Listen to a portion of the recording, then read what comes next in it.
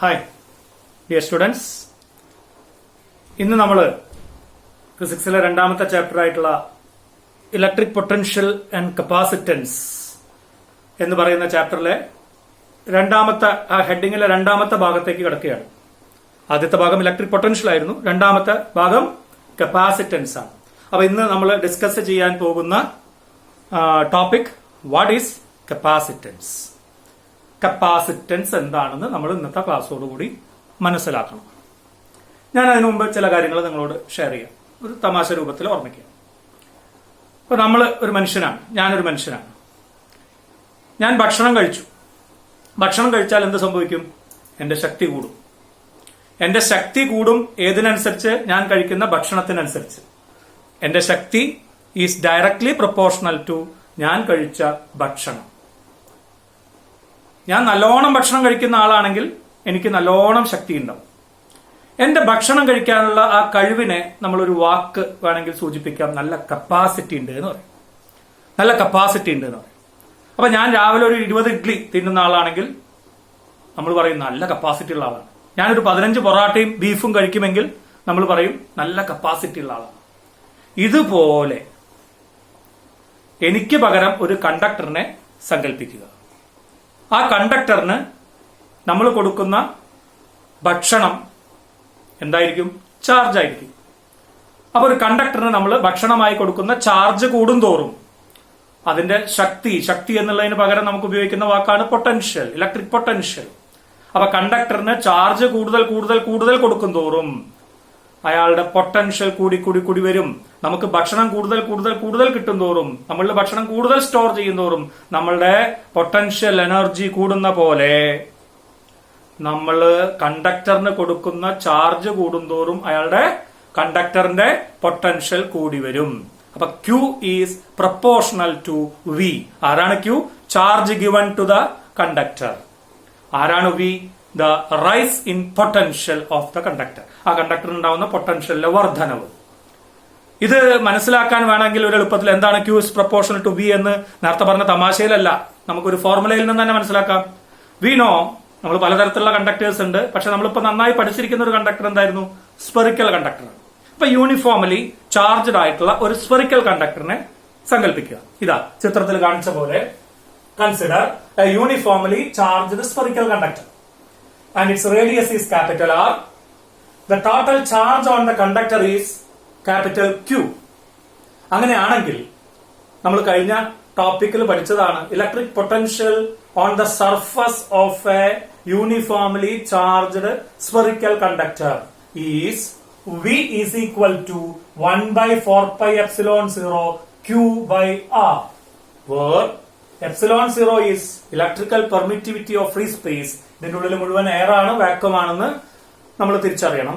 രണ്ടാമത്തെ കാര്യം Q is total charge on the spherical conductor and capital R is its radius. Then the potential on the spherical conductor is 1/4πε0 Q by R. So നോക്കൂ, V കൂടുന്നതിനനുസരിച്ച് Q കൂടും, തിരിച്ച് Q കൂടുന്നതിനനുസരിച്ച് V കൂടും. കൂടുതൽ charge കിട്ടുന്നതോറും അയാളുടെ potential rice ചെയ്ത് വരും. അപ്പൊ ഈ കാര്യത്തിനെ നമുക്കൊന്ന് ചുരുക്കി എഴുതാം. That is V is proportional to Q. V is proportional to Q ആണെങ്കിൽ ധൈര്യമായി പറയാം Q is proportional to V ആയിരിക്കും. Therefore Q is proportional to V. What is Q? The charge given to the conductor. What is V? The rise in potential of the conductor. ആ കണ്ടക്ടറിന്റെ potential ഉണ്ടായ rice, വർധനം. So Q is proportional to V. ഏതൊരു പ്രൊപ്പോർഷണാലിറ്റിനെയും equality ആക്കാൻ നമ്മൾ എന്ത് ചെയ്യും? ഒരു constant of പ്രൊപ്പോർഷണാലിറ്റിനെ കൊണ്ടുവരും. അതുപോലെ ഇവിടെ Q is proportional to V ഞാൻ അടുത്ത സ്റ്റെപ്പിൽ ഈക്വൽ ടു എന്നാക്കുന്നു. Q is equal to C into V, where C is a constant. ആർക്ക് കോൺസ്റ്റന്റ് ആണ്? For the given conductor. തന്നിട്ടുള്ള കണ്ടക്ടറിനുള്ള ഒരു കോൺസ്റ്റന്റ് ആണ് C. ആ C യെ വിളിക്കുന്ന പേരാണ് നമ്മളിപ്പോ പറയാൻ പോകുന്ന capacitance. So Q is equal to CV, where Q is charge given to the conductor. C is capacitance, a constant of the given conductor. V is its rise in potential. So Q is equal to CV. Important formula നമ്മൾ ഈ ഭാഗത്ത് ആദ്യം പഠിക്കുന്ന formula. Q is equal to CV. അപ്പൊ നമുക്ക് ആരെ മനസ്സിലാവേണ്ടത്? C നെയാണ് നമ്മൾ പുതുതായിട്ട് കൊണ്ടുവരുന്നത്. അപ്പൊ അതിനെ കുറിച്ച് കൂടുതലായിട്ട് പറയാം. What is C? ഇക്വേഷനിൽ നോക്കുക. So C is equal to Q divided by V. So capacitance is equal to Q by V. അപ്പൊ ആദ്യത്തെ ചോദ്യം ഡിഫൈൻ കപ്പാസിറ്റൻസ്. കപ്പാസിറ്റൻസിനെ ഡിഫൈൻ ചെയ്യുക. എളുപ്പല്ലേ? എന്താ ഡിഫൈൻ കപ്പാസിറ്റൻസിന് നമ്മൾ പറയാ?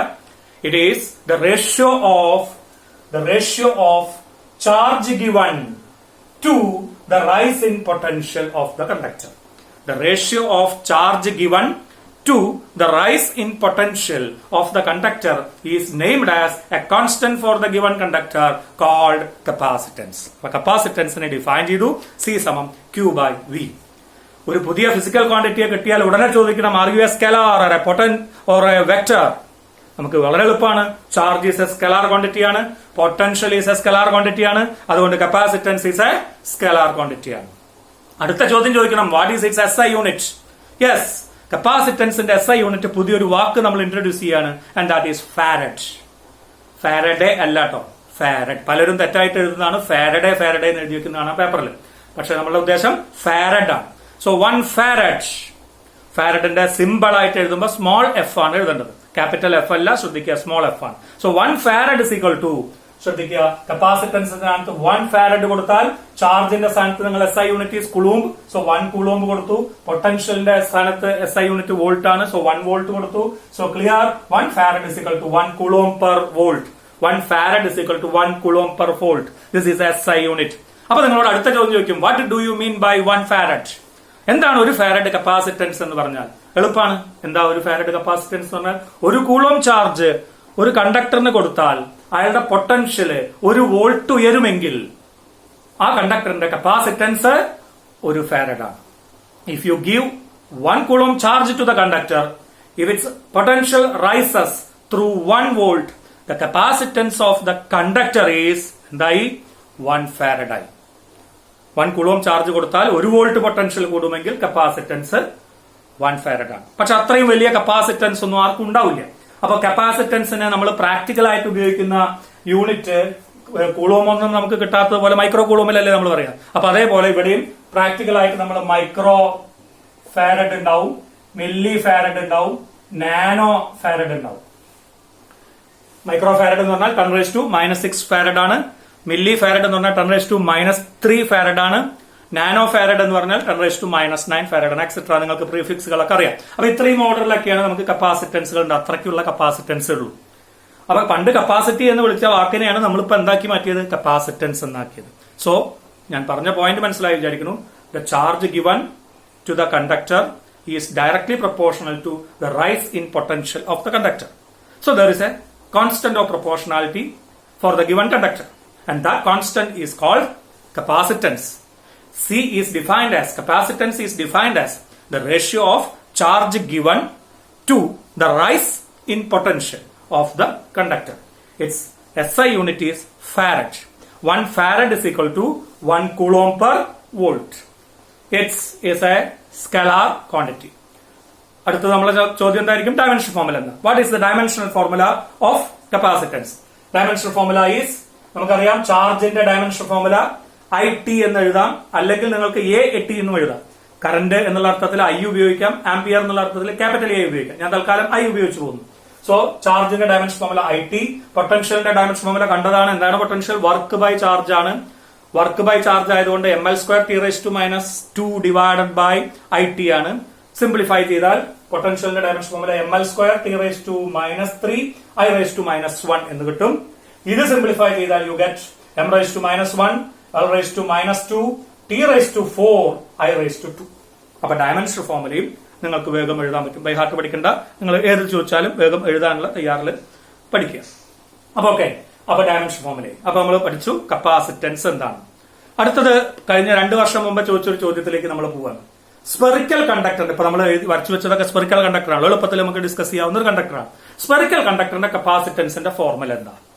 നമുക്കറിയാം. ഇപ്പൊ നമ്മൾ പറഞ്ഞു capacitance C is equal to, ഞാൻ ഒന്നുകൂടി എഴുതുന്നു, C is equal to Q divided by V.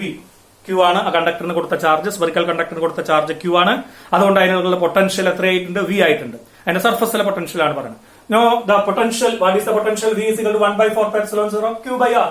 Therefore, C is equal to Q divided by 1/4πε0 Q divided by capital R. Simplify ചെയ്താൽ ഈ Q ക്യാൻസൽ ചെയ്ത് പോകും. So C is equal to ഈ 4πε0r മുകളിലേക്ക് കറങ്ങി വരും. So C is equal to 4πε0r. The capacitance of a spherical conductor having vacuum inside, ഉള്ളില് vacuum ആണെങ്കിൽ, ഫ്രീ സ്പേസ് ആണെങ്കിൽ, the expression is 4πε0 capital R, where R is radius of the spherical conductor. ഇനി അത് ഉള്ളിൽ vacuum അല്ല, വേറെ ഏതെങ്കിലും ഒരു ഡൈഇലക്ട്രിക് ആണ് ഇരിക്കുന്നതെങ്കിൽ നിങ്ങൾക്ക് ആ ഫോർമുലയിൽ എങ്ങനെ എഴുതാം? C is equal to 4πε0. എവിടെയൊക്കെ ε0 ഉണ്ടോ ഒരു ε r ഒപ്പട്ടേക്ക് into capital R. So this is expression for capacitance of a spherical conductor having a dielectric medium inside it. ഇതിൽ നിങ്ങൾക്ക് അറിയാം what is 4πε0? 1/4πε0 is 9 into 10 raised to 9. So you can calculate 4πε0 is 1 divided by 9 into 10 raised to 9. ഇനി പരീക്ഷയ്ക്ക് ഇതുമായി ബന്ധപ്പെട്ട ഒരു ചോദ്യം ഞാൻ പറയാം. 2 വർഷം മുമ്പ് ചോദിച്ചൊരു ചോദ്യം. ഭൂമിയുടെ കപ്പാസിറ്റൻസ് എത്ര? ഭൂമിയെ ഒരു സ്പെറിക്കൽ കണ്ടക്ടർ ആയിട്ട് കൺസിഡർ ചെയ്താൽ ഭൂമിയുടെ കപ്പാസിറ്റൻസ് എത്ര ഏകദേശം എന്നായിരുന്നു ചോദ്യം. ഭൂമിയുടെ കപ്പാസിറ്റൻസ് കാണാൻ നമുക്ക് തൽക്കാലം ഈ ഫോർമുലയിലേക്ക് തിരിച്ചു പോവാം.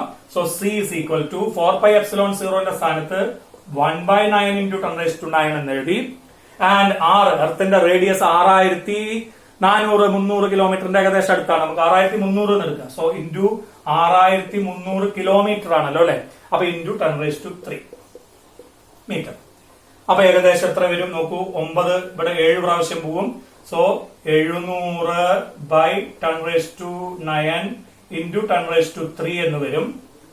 അതുകൊണ്ട് സിംപ്ലിഫൈ ചെയ്താൽ ഈ 10 raised to 9 മുകളിലേക്ക് പോകുമ്പോൾ 10 raised to -9 ആവും. 10 raised to 3 -9 കൂടി ആയാൽ -6 ആവും. So that becomes 700 into 10 raised to -6 farad, or that's equal to 700 microfarad.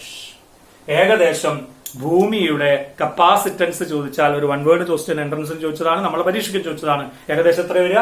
700 microfarad ആണ്. എവിടുന്ന് കിട്ടി? ഭൂമിയെ ഒരു സ്പെറിക്കൽ കണ്ടക്ടർ ആയിട്ട് നമുക്ക് അസ്യൂം ചെയ്യാം. എക്സാക്ട്ലി അങ്ങനെയൊന്നും അല്ലെങ്കിൽ കൂടി അപ്രോക്സിമേറ്റ്ലി അങ്ങനെ എടുക്കാം. അപ്പൊ അതിന്റെ formula 4πε0r 4πε0 1 divided by 9 into 10 raised to 9 കൊടുക്കുക. ആറിന്റെ സ്ഥാനത്ത് 6300 കിലോമീറ്റർ എന്നുള്ളത് മീറ്ററിലാക്കി സബ്സ്റ്റിറ്റ്യൂട്ട് ചെയ്താൽ ഏകദേശം ഉത്തരം കിട്ടുക 700 മൈക്രോ ഫാരഡ് എന്നാണ്. ഇത് 1 വേർഡ് ബ്രാക്കറ്റ് ക്വസ്റ്റൻ ആയിട്ടും പണ്ട് പരീക്ഷയ്ക്ക് ചോദിച്ചതാണ്. അപ്പൊ ഇത്രയും കാര്യങ്ങൾ മനസ്സിലായി വിചാരിക്കും. ഇനി ഞാൻ ഒരു പോയിന്റ് കൂടി പറഞ്ഞിട്ടാണ് ഇന്നത്തെ ക്ലാസ് നമ്മൾ അവസാനിപ്പിക്കുന്നത്. അതാണ് കപ്പാസിറ്റർ എന്താണെന്ന് നോക്കാം. What is capacitor?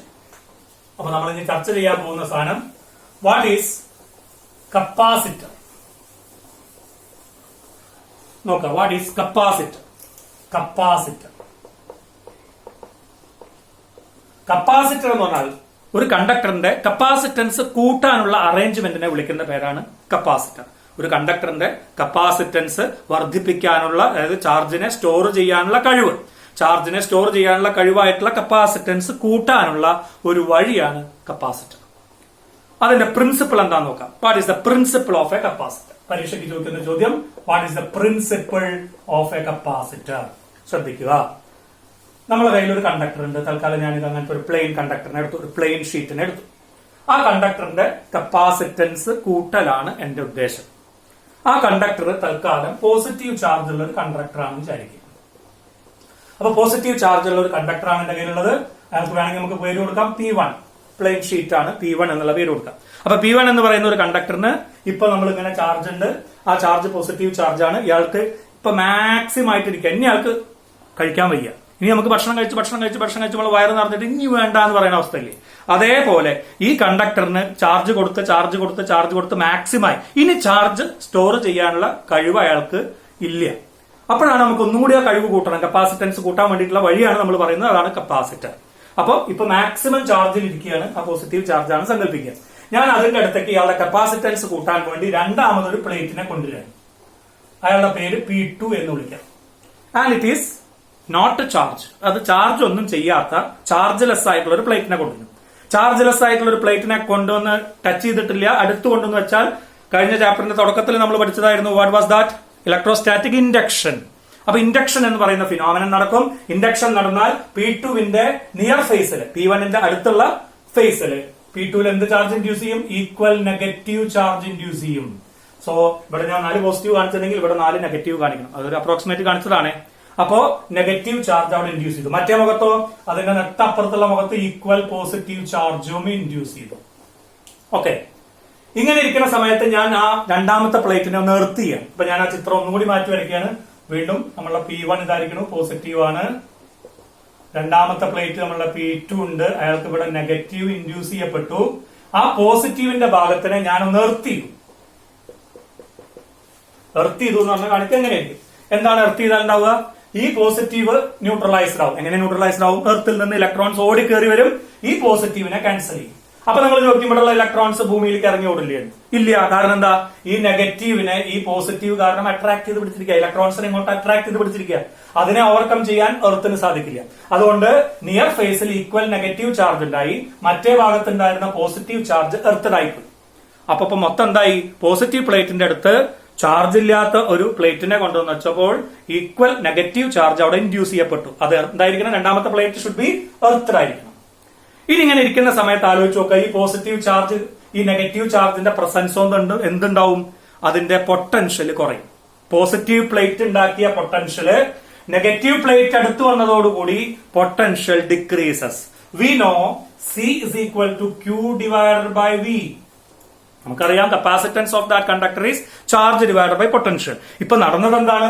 ഈ പറഞ്ഞ നെഗറ്റീവ് പ്ലേറ്റ് കാരണം പോസിറ്റീവ് ആയിരുന്ന നമ്മളെ P1 എന്നുള്ള പ്ലേറ്റിന്റെ പൊട്ടൻഷ്യലിന് കുറവ് വന്നു. പോസിറ്റീവിന്റെ അടുത്തൊരു നെഗറ്റീവ് ആൾ വന്നാൽ പൊട്ടൻഷ്യൽ കുറയും. അങ്ങനെ പൊട്ടൻഷ്യൽ കുറഞ്ഞു, അതായത് V കുറഞ്ഞു. V കുറഞ്ഞാൽ what happens to C? C increases, capacitance കൂടും. അതായത് കപ്പാസിറ്റൻസ് കൂട്ടാൻ നമ്മൾ ചെയ്തത് ഒരു എർത്തഡ് കണ്ടക്ടറിനെ നമ്മൾ കപ്പാസിറ്റൻസ് കൂട്ടേണ്ട കണ്ടക്ടറിന്റെ അടുത്ത് വെച്ചു. ഇതാണ് ഒരു കപ്പാസിറ്ററിന്റെ principle. So what is capacitor? Capacitor is an arrangement to increase the capacitance of a conductor. What is the principle behind it? ഈ രണ്ട് ഡയഗ്രങ്ങളും വരയ്ക്കുക, എന്നിട്ട് ഒറ്റ പോയിന്റ് എഴുതിയാൽ മതി. എന്താ point? When an earthed conductor is placed near a charged conductor, the capacitance of the charged conductor will be increased. When an earthed conductor, ഇപ്പൊ നമ്മുടെ ചിത്രത്തിൽ P2 is placed near a charged conductor, ആരാണ്? P1. What happens? The capacitance of P1, that is the charged conductor, will be increased. ഇതാണ് വാചകം principle ആയിട്ട് എഴുതേണ്ടത്. When an earthed conductor is placed near a charged conductor, the capacitance of the charged conductor will be considerably increased. This is the principle of a capacitor. അപ്പൊ capacitor എന്ന് പറഞ്ഞാൽ രണ്ട് conductors ഉണ്ടാവും. അതിലൊന്ന് ചാർജഡ് ആയിരിക്കും, മറ്റാള് എർത്തഡ് ആയിരിക്കും. ഇനി ഇതിന്റെ ഇടയിൽ എന്താ ഉണ്ടാവുക? ഒരു കണ്ടക്ടർ അല്ല വെക്കേണ്ടത്, ഒരു ഡൈഇലക്ട്രിക് മീഡിയം ഉണ്ടായിരിക്കും. So capacitor is an arrangement of two conductors with a dielectric medium between them. Depending upon the shape of the two conductors, there are three types of capacitors. മൂന്ന് തരത്തിലുള്ള കപ്പാസിറ്ററുകൾ ഉണ്ടാവും. എന്തിനനുസരിച്ച്? ആ രണ്ട് കണ്ടക്ടറുകൾ, നമ്മൾ രണ്ട് കണ്ടക്ടർ വേണം, ഒന്ന് ചാർജർ കണ്ടക്ടർ, മറ്റുള്ള എർത്തഡ് കണ്ടക്ടർ. ഇവരുടെ ഷേപ്പിനനുസരിച്ച് there are three types of capacitors. നമുക്ക് പഠിക്കാനുള്ളത് ആദ്യത്തെയാണ്, that is parallel plate capacitor. Parallel plate capacitor. ആദ്യത്തെ ആള് പാരലൽ പ്ലേറ്റ് കപ്പാസിറ്റർ. രണ്ടാമത്തെ ആള് സ്ഫെറിക്കൽ കപ്പാസിറ്റർ. മൂന്നാമത്തെ ആള് സിലിണ്ടറിക്കൽ കപ്പാസിറ്റർ. അപ്പൊ മൂന്ന് തരത്തിലുള്ള കപ്പാസിറ്റേഴ്സ് ഉണ്ട്.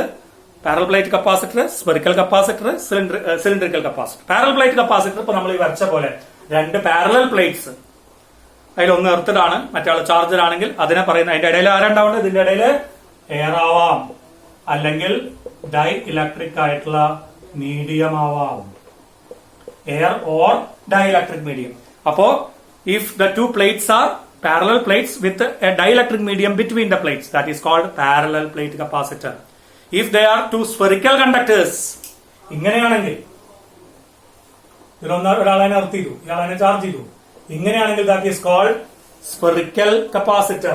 ഇനി ഇങ്ങനെയാണെങ്കിൽ ഒരു സിലിണ്ടർ, അതിന്റെ അപ്പുറത്ത് വേറൊരു cylinder, and this is earth, this is charged. So this is called cylindrical capacitor. If the two conductors are parallel plates, they are called parallel plate capacitor. If they are cylindrical, it is called cylindrical capacitor. If they are spherical, they are called spherical capacitor. എന്തുണ്ടാവേണ്ടത്? ഈ രണ്ട് കണ്ടക്ടറിന്റെ ഇടയിൽ ആരുണ്ടാവണം? Air അല്ലെങ്കിൽ ഒരു dielectric മീഡിയമോ ഉണ്ടാവണം. ഇതാണ് നമ്മൾ പഠിക്കാൻ ഉദ്ദേശിച്ച എന്ത്? കപ്പാസിറ്റർ. കപ്പാസിറ്റർ എന്ന് പറഞ്ഞാൽ arrangement to increase the capacitance of a conductor. ചാർജിനെ സ്റ്റോർ ചെയ്യാനുള്ള കഴിവ് കൂട്ടാനുള്ള വഴിയാണ്. എന്താണ് അതിലുണ്ടാവുക?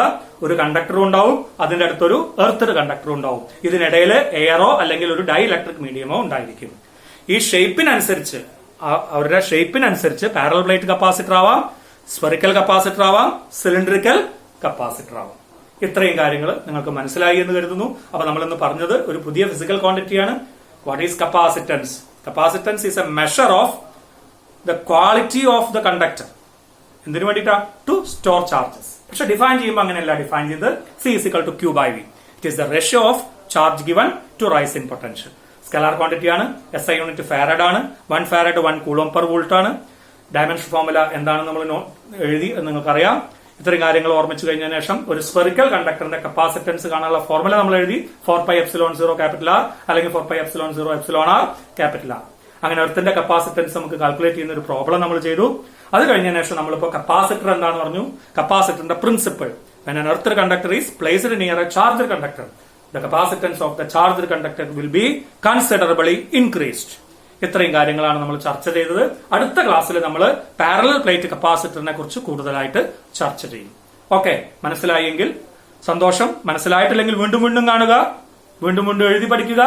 നിങ്ങൾക്ക് ഒരു നല്ല സമയം നേരുന്നു. Okay, thank you.